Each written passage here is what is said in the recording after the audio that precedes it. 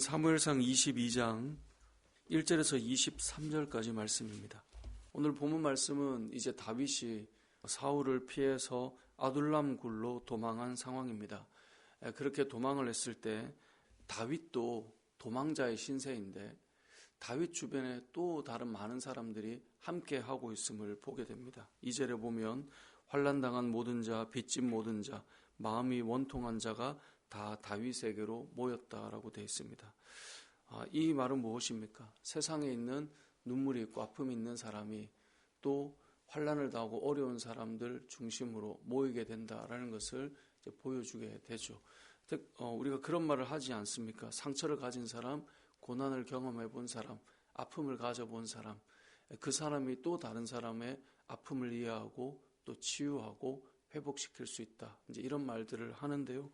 오늘 본문 말씀이 마치 그런 모습처럼 보여집니다. 환난을 당하고 또 빚지고 마음이 원통하고 어디 갈 곳이 없는 거예요. 그런데 이들이 보니 다윗에게로 가면 이들이 위로받고 그 안에서 살아갈 수 있겠다라는 마음을 가지게 되는 것이죠. 상처를 가진 사람이 반드시 상처 입은 자를 치유한다, 꼭 그런 건 아닙니다. 하지만 뭔가 살아가면서 여러 일들을 겪어낸 사람들이 또 그런 부분들을 잘 도울 수 있다는 것은 분명히 알 수 있죠.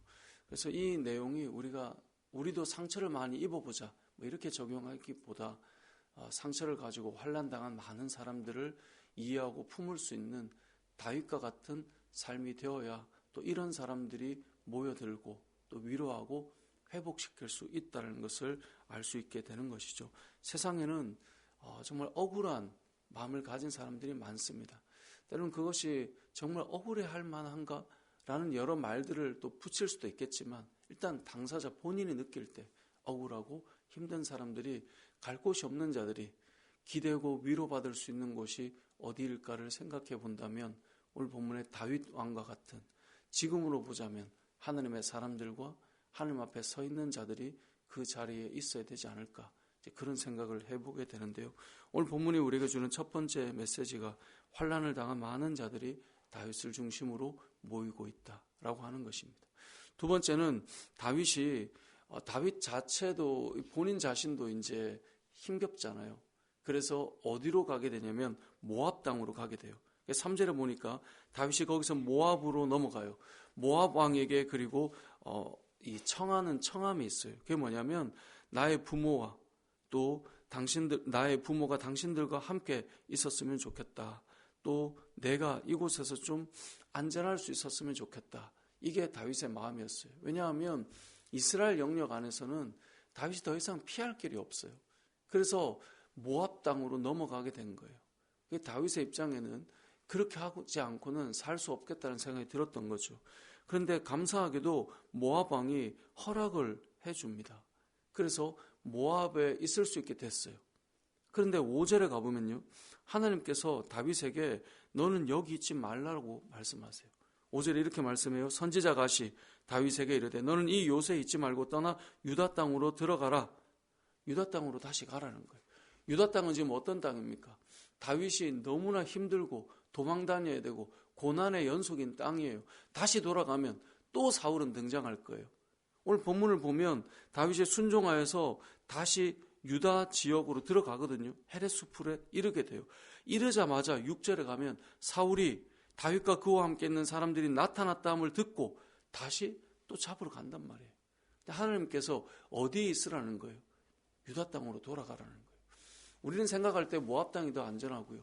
우리는 생각할 때 여기에 있어야 맞는 것 같아요. 근데 하나님께서는 아니다. 유다 땅으로 가라.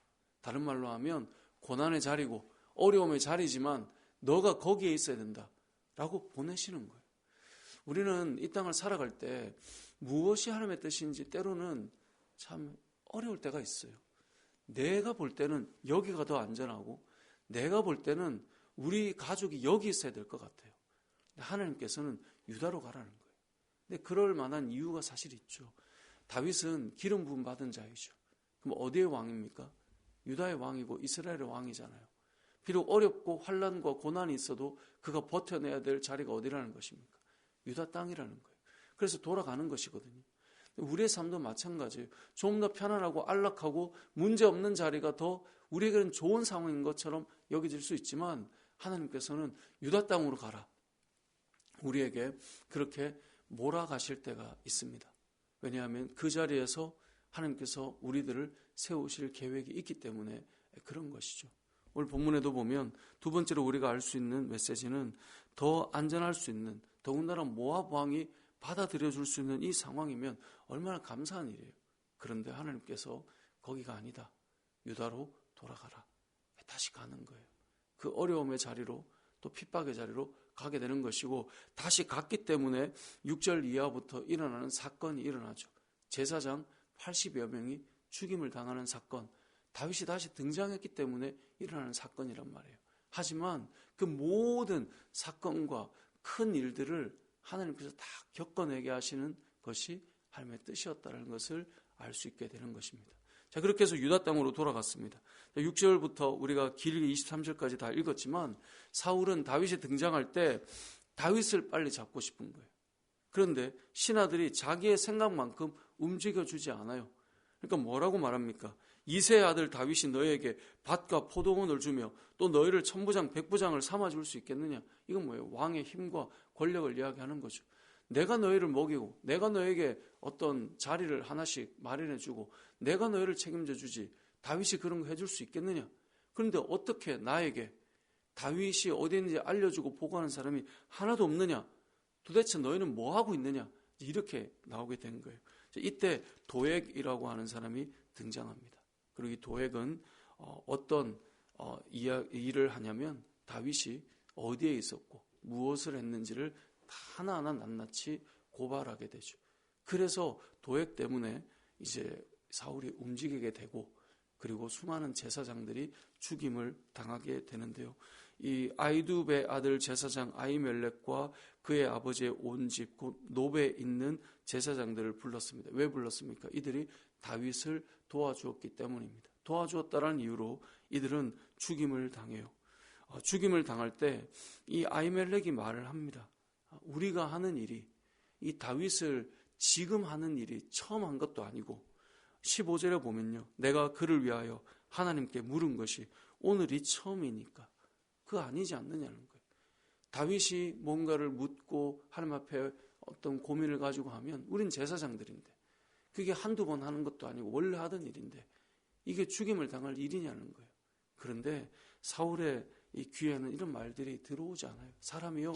이전에 그렇게 하지 이전에도 그렇게들 해왔는데 지금 그것이 문제가 되면 다른 게 귀에 안 들어와요. 이봐, 문제 있잖아. 그렇게 해서 지금 어떻게 하는 것입니까? 지금까지 우리가 그 일을 해왔고 우리는 왕과 또 이 나라를 위해서 충성한 사람들 아닙니까? 우리의 개인적인 어떤 친분이나 개인적인 의도가 있는 것이 아님을 잘 알고 있지 않습니까? 그래서 15절 마지막에도 보면 왕의 종은 이 모든 크고 작은 일에 관하여는 아는 것이 없다. 단지 우리는 제사장들로 해야 될 일을 하는 것이다. 그런데 왕은 그 말을 듣지 않아요. 왕이 이르되 아히멜렉아 너가 반드시 죽을 것이요 너와 내 아비의 온 집도 그러하리라. 관련된 사람은 다 죽여요.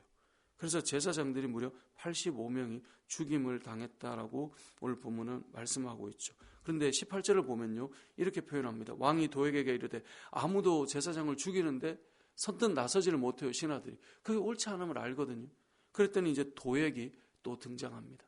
18절에 보니까 왕이 도액에게 이르되 너는 돌아가서 제사장들을 죽이라 하며 에돔 사람 도액이 돌아가서 제사장들을 쳐서 그날에 세마포 에봇 입은 자 85명을 죽였고 그 다음 19절을 보세요. 제사장들의 성읍 노베 남녀와 아이들과 젖먹는 자들과 소와 나귀와 양을 칼로 쳐서 죽였다라고 되어 있어요.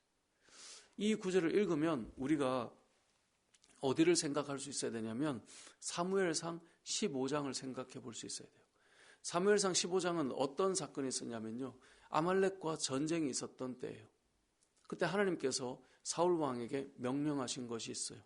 아말렉의 그 잘못과 범죄와 죄악에 대해서 성경에 나오는 이 전쟁은 개인적인 나라와 영토를 빼앗는 전쟁이 아니라 하나님의 정의와 공의를 세우는 전쟁이라고 우리가 앞에서 말씀을 나눴죠. 그때 사울에게 명령하신 것이 무엇입니까? 왕을 죽이고 그들을 철저하게 진멸하라고 말씀하셨어요. 그런데 사울은 순종하지 않아요. 좋은 것은 다 취해요. 남겨둘 것은 남겨둬요.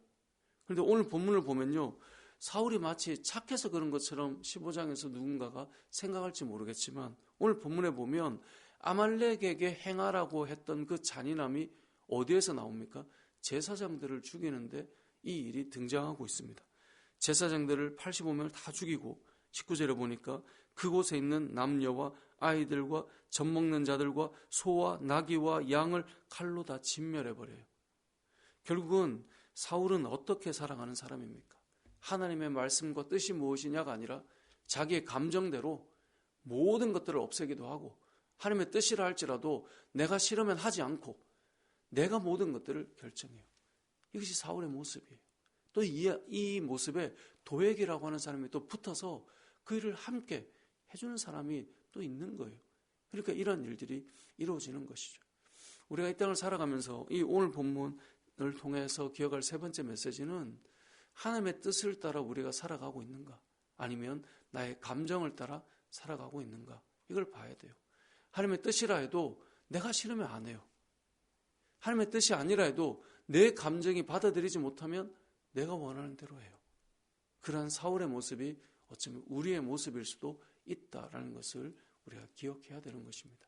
오늘 본문의 내용은 긴데 크게 세 가지로 생각해 보았으면 좋겠습니다. 첫 번째는 다윗에게는 눈물의 사람들이 모여들었다. 환난이 있고 아픔이 있고 상처가 있는 자들이 그곳에서 위로를 받을 수 있었다라는 것이고, 두 번째는 모압 땅이 안전한 곳이지만 하나님께서는 유다 땅으로 돌아가라. 고난의 땅이지만 너가 있어야 될 자리. 여러분, 우리가 힘겹지만 어렵지만 버티고 있어야 될 자리들이 있는 것입니다. 그곳으로 다시 돌아가라는 거예요. 그것 때문에 여러 일들이 일어나요. 하지만 거기에서 너가 서야 한다는 것을 오늘 말씀은 보여주는 것입니다. 세 번째로 사울이라고 하는 사람은 하나님의 뜻에는 불순종하지만 자기의 감정에 워낙 충실했던 사람이고, 말씀이 어떻든 간에 내가 원하지 않으면 하지 않았다가, 말씀이 어떻든 간에 내가 원하면 다 진멸할 수 있는 그런 삶을 살았던 사람인데, 우리도 이제 벌써 한 해가 이렇게 정리되어 가는데 하나님의 뜻으로 내가 걸어가는지, 아니면 내 감정에 내가 더 충실한 삶을 살아가는지, 이것을 돌아보고 오늘 하루도, 아니 우리가 우리의 삶을 하나님의 뜻에 맞춰 살아가는 저와 여러분의 삶이 되시길 주님의 이름으로 축복합니다. 아멘.